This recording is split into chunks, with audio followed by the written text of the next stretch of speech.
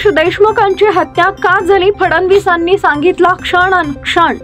बीड जिल्ह्यातील मस्साजोग येथील सरपंच संतोष देशमुख हत्या प्रकरण आज दुसऱ्या दिवशीही हिवाळी अधिवेशनात चांगलंच गाजलं।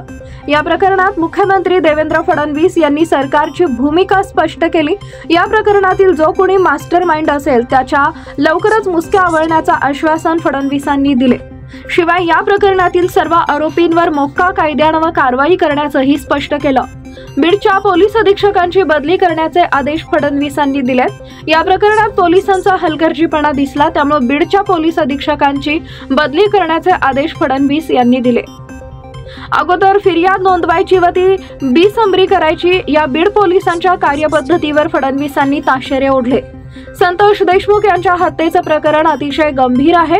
देशमुख यांच्या हत्येपर्यंतच हे प्रकरण मर्यादित नाही, त्यामुळे या हत्येमागची पाळेमुळं शोधून काढली पाहिजेत। कंपनीचं काम मिळवण्यासाठी खंडणी मागितली जाते। एका ऊर्जा क्षेत्रातील कंपनीनं बीडमध्ये मोठी गुंतवणूक केली आहे। या माध्यमातून इथं मोठ्या प्रमाणात रोजगार उपलब्ध होणार आहे। काही जणांकडून काम आम्हालाच द्या, नाहीतर खंडणीची मागणी होतीये।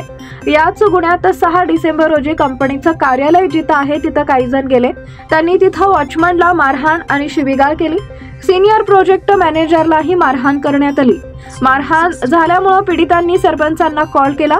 बाजूच्या गावातील आरोपी मारहाण करत असल्यानं सरपंच तिथं तातडीनं दाखल झाले। 9 डिसेंबरला संतोष अण्णा 4 चाकी वाहनातून गावी परत जात असताना टोल नाक्यावर त्यांची गाडी अडवण्यात आली।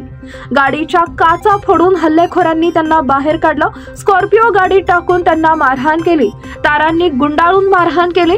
वाहनातून उतरवून पुन्हा मारहाण केली। या मारहाणीत संतोष मरण पावल्याचं लक्षात येताच हल्लेखोरांनी तेथून पळ काढला, अशी माहिती फडणवीस यांनी दिली।